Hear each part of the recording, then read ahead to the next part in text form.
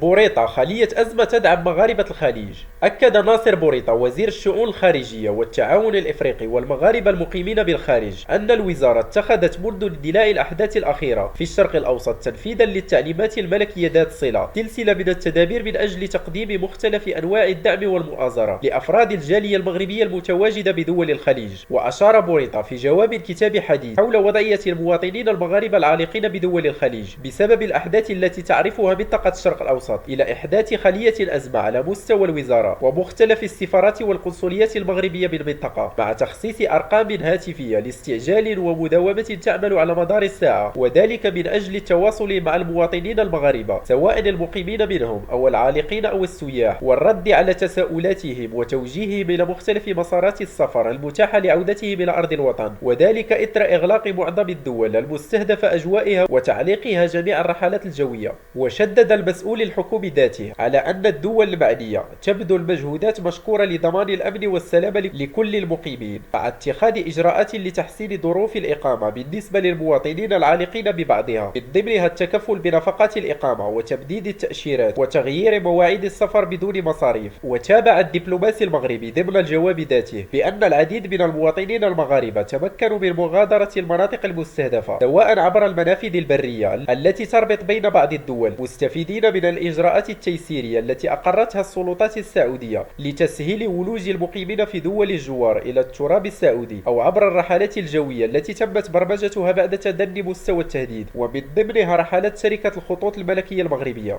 وشدد الوزير ذاته على أن وزارة الشؤون الخارجية والتعاون الإفريقي والمغاربة المقيمين بالخارج ستظل معبأة لخدمة رعايا جلالة الملك حفظه الله في الخارج وتقديم الدعم والمساندة الضرورية كلما اقتضى الأمر ذلك، استرشادا بالتعليمات المولوية السامية بالعناية بقضايا مغاربة المهجر ومواكبتهم في انتظاراتهم وتطلعاتهم.